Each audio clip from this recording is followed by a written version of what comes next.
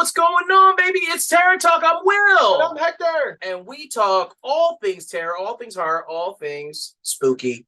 It's spooky season, and we got a review for you. What's our review today? Haunting in Venice. A little bit of mystery for you. Hey, mystery horror. So I was watching the when I saw the first trailer for Haunting in Venice, I posted it on our Instagram, and I was like, oh, this looks pretty cool. Like, I saw the first two movies, so this is the third movie, Agatha Christie book called Halloween Party. That's what it's based off of, and it's called Haunting in Venice. But the first two movies were The Murder on the Orient Express with Johnny Depp, your boy. Yep. And then the second movie, which I hated, was Death on the Nile with Gal Gadot, your girl. And those two movies are straight up mysteries. With pride, that's my girl. Yeah, I did Gal like Gadot, if you're watching terrible this, movie. please, just would it just hurt you just say hello? Yes. You know, come by. No, Caleb, no. So those two movies, I liked The Murder on the Orient Express. I did not like the Death on the Nile. Kind of hated that movie. No, that movie sucked. And it was dumb. Terrible. It's too predictable. But yeah, we have a horror movie called The Haunting in Venice, based on Halloween Party by Agatha Christie. And Agatha Christie loves her suspense and her thrills, right? And cinematography, apparently. Yeah, Agatha Christie. Beautiful shots of. She's the writer. No, I'm talking about like the book. Movie. Oh, you're talking about the director. You're talking about director. My bad. Well, the director is Kenneth Branagh. He did all three of them. So, but like he's great. The shots of the city. Yeah, it's great. Beautiful. I love. That's one of the things I loved about the first movie is that the first movie was like it got to see what like first class looked like back then on a train, which I loved. I was like, oh, that's pretty cool. Like, oh, the shots, the scenery. It felt like I was on vacation. It was a travel log. Yeah. And same thing with the Venice, like Kenneth Branagh, his direction. It's like, yeah, it's like I feel like I'm in Venice. Yeah, it's beautiful. Yeah, it was beautifully shot. So we follow the story of the Hercule, Kenneth Branagh's character, and he's kind of like out of the game now. He doesn't want to do this anymore. So there's like people, but he's like the world's greatest detective. Move over, Batman. He's able to detect everything. So he was like Ewan McGregor, though, right? No. Not really. I think so. Like an older version. Oh, okay. I can. Maybe. But anyway, like he's Obi-Wan looking. Yeah. Maybe would the better movie be better with Obi-Wan? If it was just Obi-Wan. Fuck it, might as well, bro. At so this point. he's solving he doesn't want to solve crimes anymore. He just wants to chill. He's got his money, he's got his bodyguards. And there's people that want their crimes to be solved. They're like, yo, help me out, dude. And he's like, I'm good.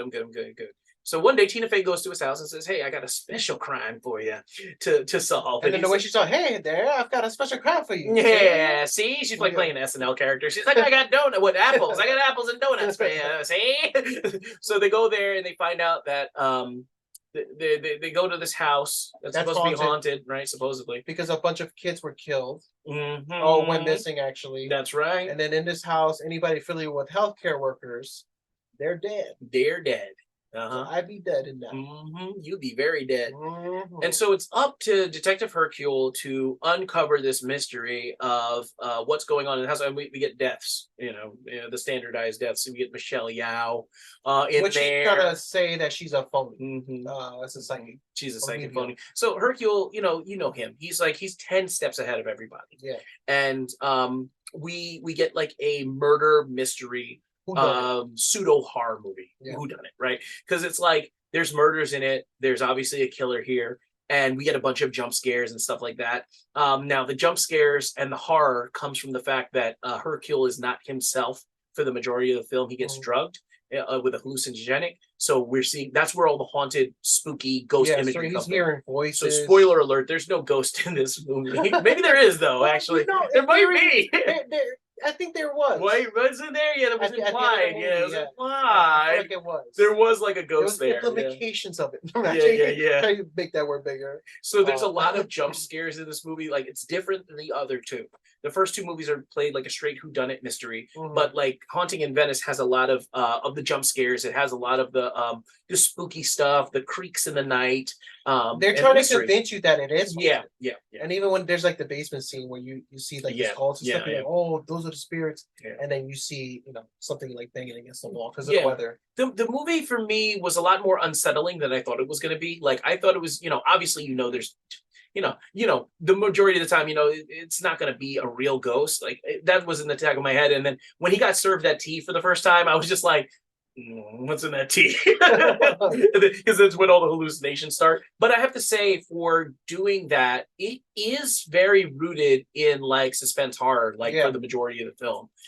Which it's definitely not a scary movie. No, it's not scary. I actually had my kids to see it. Yeah, did they like it? My youngest knocked out. Oh yeah, they my oldest, who likes to watch a lot of horror movies, Troy, he didn't like it. He didn't like it, but I did enjoy one thing from this movie. What did you enjoy? That relationship with the doctor who's troubled and his son. Yeah, I thought that was so cool because, there's a scene where the doctor's kicking the ex-husband's ass, right? That's what it was. The fiance, the father of the girl who died, the daughter. There's a scene where he's kicking his ass, and then the son's like, no, it's okay, relax. He's like, he's parenting him. You know what I mean? Yeah. I like that role was reversed. Yeah, that was the fiance. Yeah, but I enjoyed that relationship, and I was like, that's cool. That was cool. He was creepy. The kid was creepy. Well, he's reading fucking Edgar Allan Poe. He's very creepy, and nothing wrong with Edgar Allan Poe, but at that age, he's into it too. And if you've seen the movie, you'll know why he's so damn creepy. Like it gets to the point where like, oh, that kid's gonna turn into like the Riddler eventually. This is pretty much his origins. Yeah, this is a Riddler origin story. But for me, I really like this movie. I liked it better than Murder on the Orient Express. I like it better than to those. Well, yeah, that's the third movie in the trilogy. So I think this movie was worth a watch. Yeah. But did I enjoy it? I thought it was cool. I'm into movies like that. I love that stuff. Kind of movies, you know what I mean? Like it kind of brings me back to like Clue. You know what I mean? Like the movie Clue. For sure, yeah. In the game too. But I was okay. It sold me as a horror movie, a scary movie, and it wasn't. It's not scary, but it has horror elements. But we've seen every horror movie under the sun. Jump scares don't get me anymore. Yeah, but especially now. I really did like this movie, and the reason I like this movie so much is because it felt so much more different than the first two. Because there is a mystery there, and part of the fun of it is just trying to figure out who did it. Right? Yeah. That's like the fun of those movies, but they sprinkle in enough of like the horror nuances and like the quippy stuff and the mystery stuff, and it had me guessing. Like I figured out half of it by the end of the movie. I figured out half of what was going on, but the other half I didn't see coming. And then when you look back, you're like, that's right. I should have known that. There's like 3 twists in the movie, and I figured out the first twist, but there's 2 other ones that I didn't see coming. And I'm like, oh, that was pretty good. It got me, and I enjoyed the ride to get there. I enjoyed the mystery behind everything, and I like the resolution, just like every other Hercule movie or Agatha Christie film, or Agatha Christie book. I like Agatha Krispy Kremes. I'm hungry. No, Agatha Christie books, they're very satisfying in their conclusion. Like she's a master of creating that type of thing, resolutions. Yeah. And I think I like this one the best out of all 3 of those movies. I think this was well worth it. Well worth suspense thriller, and I love these movies. Like you said, with like cool stuff. I love these types of things. Whodunit. Yeah, I agree. This is the best out of those 3. Yeah, movies. I liked it. I think it was great, but I just didn't enjoy it to the point that I forgot what movie it was that I was told that it was a horror movie, and they played it. I think it was Crimson something. Was that one? Oh, Crimson Peak. It was like a romance movie. I didn't know it was a romance movie, and I'm in there. I'm like, man, what the fuck am I doing here? Yeah. Well, the thing is about this movie, it's not horror, but I think if you're going into this movie, I think you already know that it's not going to be a it's ghost. Tough though when you see the trailers. Yeah, the trailer's good. You're like, okay, wow, the trailer's good. Wow, this is gonna be a good scary movie. Yeah, I wasn't expecting like it crazy a horror gore, movie. Yeah, but like a possession or a haunted movie. And especially with seances and stuff like that. See, I felt like the seance scenes could have been a little bit more scary. Yeah, I mean, they could have dialed it up in terms of that. I think what my expectation going into it, that I was like, okay, this is definitely not anything supernatural going on in there. But it gave me enough, like, it's not scary, but it gave me enough tension, like, sprinkled in where it was like horror adjacent. Like, it's not a horror movie, but it's like enough, like, sprinkled in. Like, it reminded me of these are not the same movies. Oh boy, it reminds me of Ernest Scared Stupid in the sense that like Ernest Scared Stupid is a comedy through and through, but it's horror adjacent in the sense that it's rooted in the horror genre without having to be very scary. It's a comedy. It's fun. Nobody's gonna die. All the movies to pick. Yeah, because I'm trying to pick one that's like it's not the same. Again, I preface it's not the same movie, but it's horror adjacent. It's like when you say that movie, I just think of Guilt. Yeah. Milk was the key. Yeah, Or another movie like that is Old Boy. Old Boy is not a horror film. If you know that movie, Park Chan-wook's Old Boy, it's a mystery, it's a thriller, it's a drama, it's a tragedy, but it's rooted in horror. Like there's enough horror there. And with Haunting in Venice, I think there is horror elements, but it isn't a horror movie per se. It's more just of a mystery. And as a mystery, I enjoyed it. What do you give it? As a mystery film, I do think it's a great movie. What do you give it? I'm probably gonna have to go with Platinum T. No, imagine Yeah, all right? that shit I was talking. I think we're gonna give it the same rating. Actually, I'm probably gonna go in the middle with this one. What is that? I don't know. Silver? Yeah, silver tea. Yeah. See, I still don't remember. We keep changing our. Well, no. Well, the ratings are diamond, platinum, gold, silver, shit, and then and sludge. Yeah. So I am gonna go with silver, even though that's a good rating. Yeah. Even though I feel like from what I'm saying, I didn't enjoy it that much. There was a lot of great movies parts of the movie that kept me in. Yeah. Great acting, great cinematography. Music score everything was great. Yeah, I do agree with the jump scares. They were nice. There were some few. There was some that was like, that kind of stuff. But again, I talk about the father and kid character. They were cool. But it wasn't just I went in wanted to be scared. Okay. I thought it was cool that Michelle Yeoh was in there too. I was like, cool, yeah. But she was never gone. She kind of went quick though. Yeah. So I was like, use your karate, Michelle. Use your kung fu. Put your Bluetooth earpiece in. But anyway, like I give it a gold T. I did really enjoy it as a mystery film. Like my expectations were a little bit tempered because I know it's a Agatha Christie. So I knew what was coming in.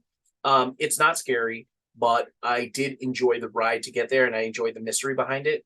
I liked it a lot. I give it a gold T. I think it's worth your time. I think it's worth a watch if you're into these mystery suspense movies with a little sprinkle of horror on top. Yeah. But if you like this video, well, anything else about Agatha Christie? No. What's your favorite Agatha Christie? Now, hey, that's what I want to know.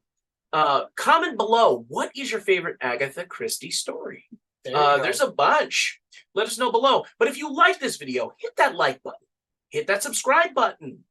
Hit that bell notification. Share this video if you like it. I don't know. Do everything. Follow me on X. I'm the Horror Movie Snob. Follow us on TikTok. We're Terror Talk with a 3, no E. And we talk all things terror. Follow us on Instagram as well.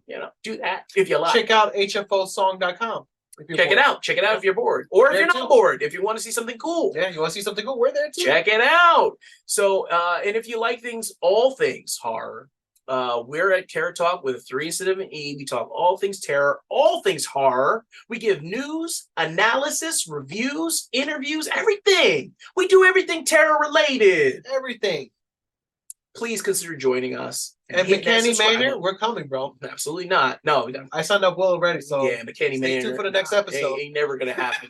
Ain't never gonna happen. Kidnap you. How am I gonna pay? I'm gonna pay for somebody to kick my ass. Ain't never gonna happen. You pay with dog food. Yeah, bro. but well, I'm gonna allow somebody to punch me in the face.